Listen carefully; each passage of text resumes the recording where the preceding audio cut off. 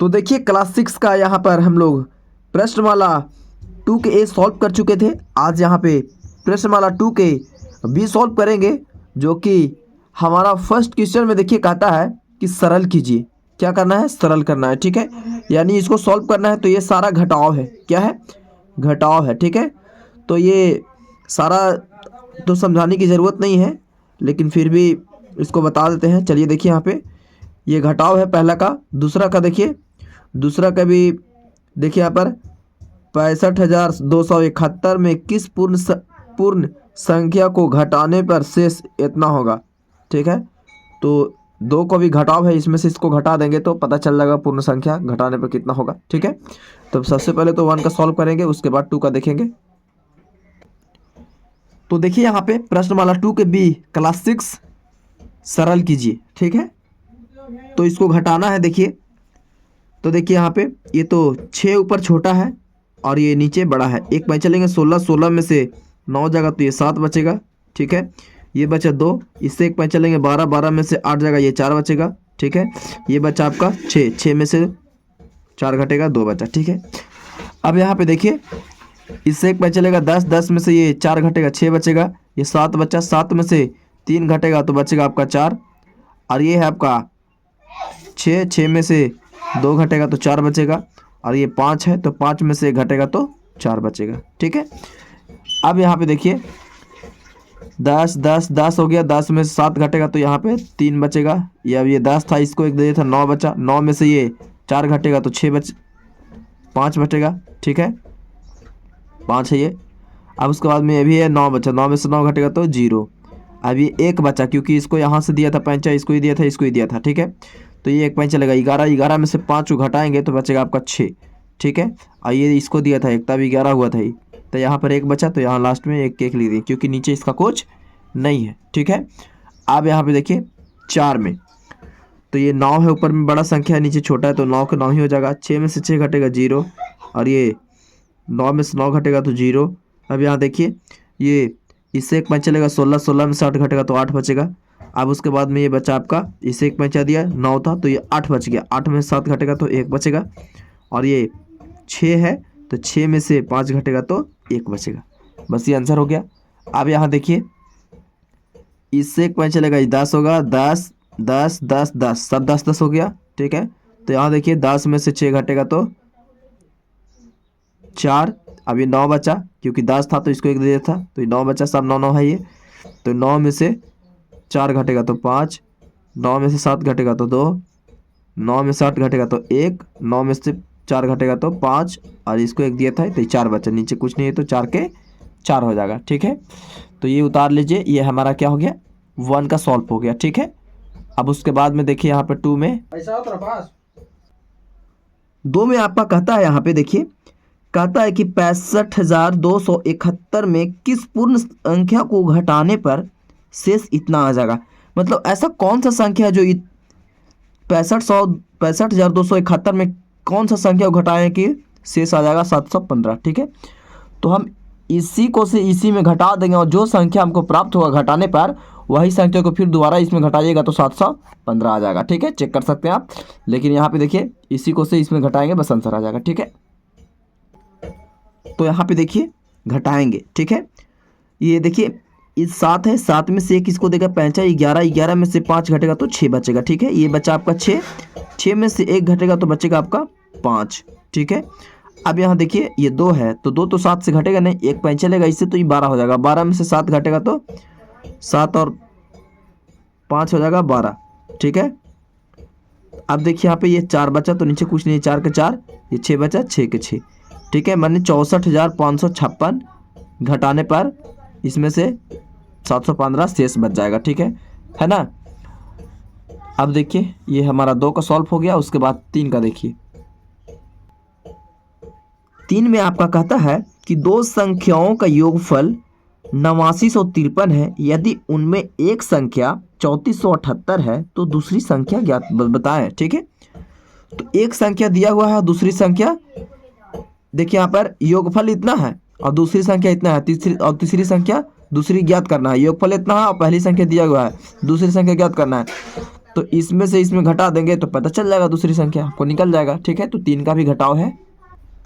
तो देखिए यहाँ पे हम लोग को पूछा था दूसरी संख्या, तो दूसरी संख्या बराबर देखिए यहाँ पर घटा लेंगे तो ये एक पैंच चलेगा, 13 में से 5 घटेगा तो 8 घटेगा, तो कितना बचेगा आपका 5 बचेगा। ठीक है ना, 5 बचेगा। अब उसके बाद में यहाँ पे देखिए ये 4 बचा, तो इससे एक पैंच चलेगा 14, 14 में से ये 7 घटेगा, 7 बचेगा। ये बचा 8, 8 में से ये 4 घटेगा तो 4 बचेगा। ये 8 में से 3 घटेगा तो 5 बचेगा, यानी 5475 आ जाएगा इसका आंसर। ठीक है, अब उसके बाद में क्वेश्चन नंबर 4 में देखिए क्या कहता है। क्वेश्चन नंबर 4 में आपका कहता है कि संसार की सबसे ऊंची चोटी माउंट एवरेस्ट की ऊंचाई 29,028 फुट है। ठीक है, तथा दूसरी सबसे ऊंची चोटी कंचनजंगा की ऊंचाई 27,815 फुट है। ठीक है, तो पहली चोटी दूसरी चोटी से कितना अधिक ऊंची है। ठीक है, तो हम लोग को अधिक ऊंची कितना है, तो इसमें से घटा देंगे तो पता चल जाएगा कितनी ऊंची है। बस यही तो पूछ रहा है कि पहली माउंट एवरेस्ट से दूसरी माउंट एवरेस्ट कितना ऊंची है। ठीक है, तो चलिए इसमें से इसमें घटाते हैं, बस आंसर हम लोग को पता चल जाएगा। तो देखिए माउंट एवरेस्ट की ऊंचाई 29,028 फुट है और ये कंचनजंगा का कितना है 27,815 फुट है। ठीक है, तो इसको घटाएंगे तो पता चल जाएगा। ये फुट को फुट लिख सकते हैं हम लोग यहाँ पे। ये देखिए 8 में से 5 घटेगा तो 3 बचेगा। अब यहाँ देखिए 2 में से 1 घटेगा तो 1 और ये 0 है, इससे एक पैंच चलेगा 10, 10 में से 8 को घटाएंगे कितना बचेगा आपका, तो 2 बचेगा। अब यहाँ देखिए 8 बचा, क्योंकि इसको एक पैंचा दे दिया था, तो 8 में से ये 7 घटेगा तो 1 बचेगा और ये 0 ये कट गया। ठीक है, यानी यहाँ पे देखिए आपका माउंट एवरेस्ट जो है कंचनजंगा से 1213 फुट ऊंचा होगा। ठीक है, बस ये इसका क्या आ जाएगा, आंसर आ जाएगा। अब उसके बाद में क्वेश्चन नंबर 5 में देखिए क्या कहता है। क्वेश्चन नंबर 5 में आपका कहता है कि एक थोक विक्रेता के पास 3,067 क्विंटल चावल है। ठीक है, कहता है कि यदि 1589 क्विंटल चावल बेच दिया जाए तो उसके पास अब कितना चावल बचेगा। इतना चावल विक्रेता के पास पहले से है जो बेचता है। ठीक है, और उसमें से मतलब 3,067 क्विंटल चावल में से 15 क्विंटल 79 क्विंटल बेच दिया। ठीक है, 1579 क्विंटल बेच दिया, तो अब कितना बचा, तो घटाना है, इसको पता चल जाएगा।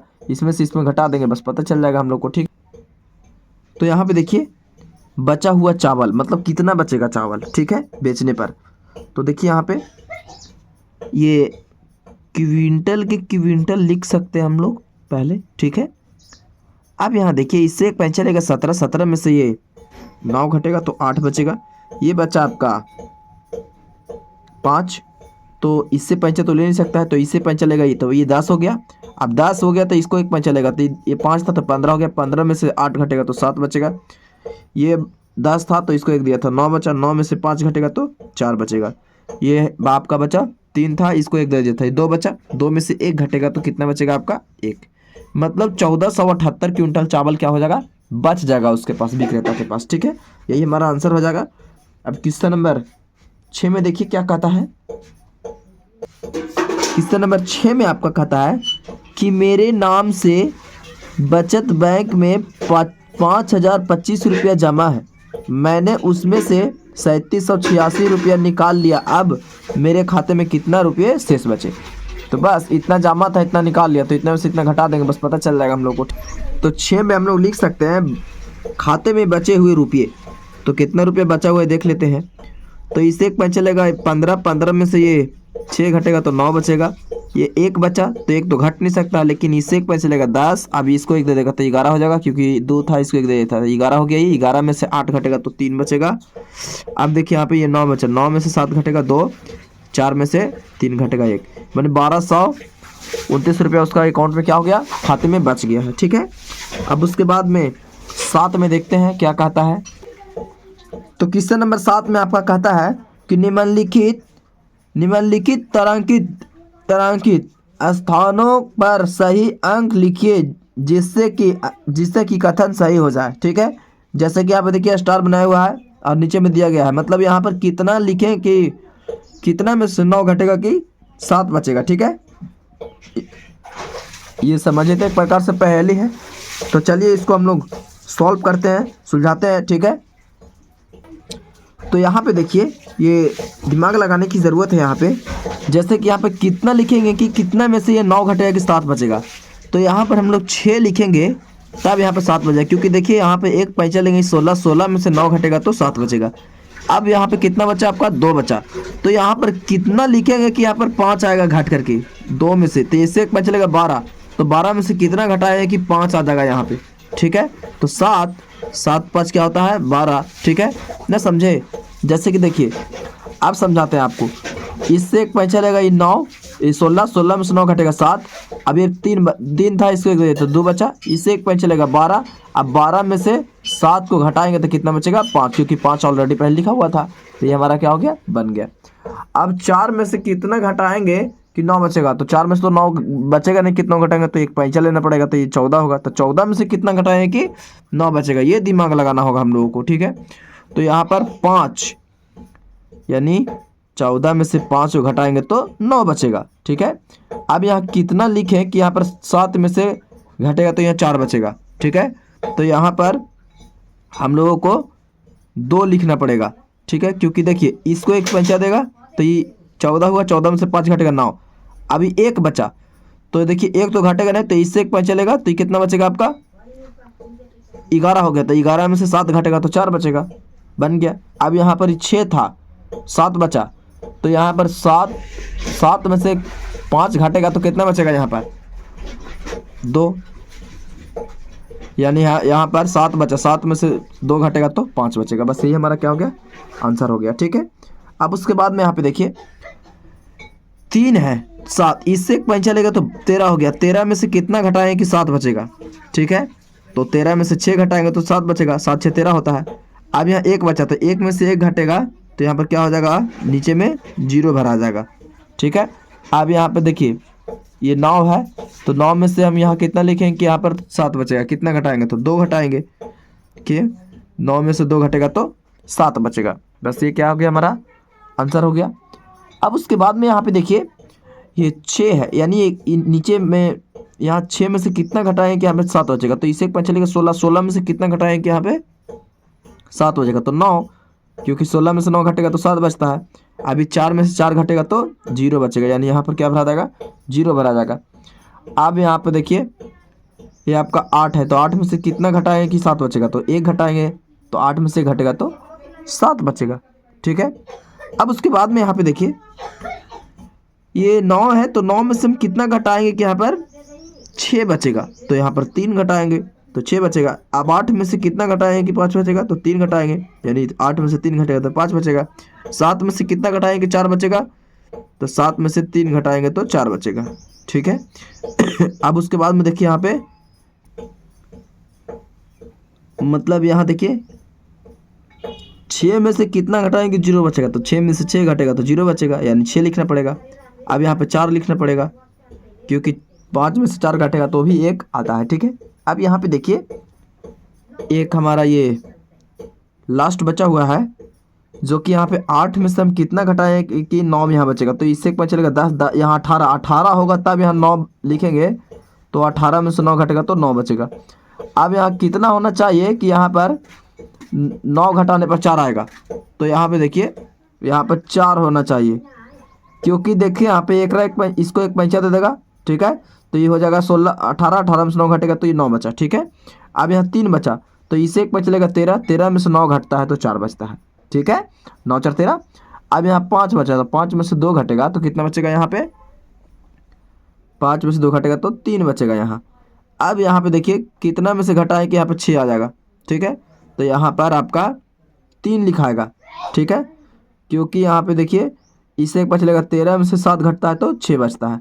अब यहाँ देखिए इससे एक बचेगा 13, 13 में से 8 घटेगा तो कितना बचेगा यहाँ पर आपका 4 बचेगा, ठीक है। ये क्योंकि इससे एक पैंचा लिया था तो ये 12 हुआ था, ठीक है, 13 नहीं, इससे एक पैंचा लिया 2 बचा, 2 में से इसको 1 दे दिया, 12, 12 में से 8 घटेगा 4, और ये देखिए यहाँ पर 1 इसको दिया था तो 1 बचा, तो यहाँ पर 1 1 लिखा हुआ है। बस यहाँ हमारा क्या हो गया, 7 का पूरा क्वेश्चन सॉल्व हो गया, ठीक है। तो आज के लिए इतना ही काफ़ी, इसको आप लोग उतार लीजिए।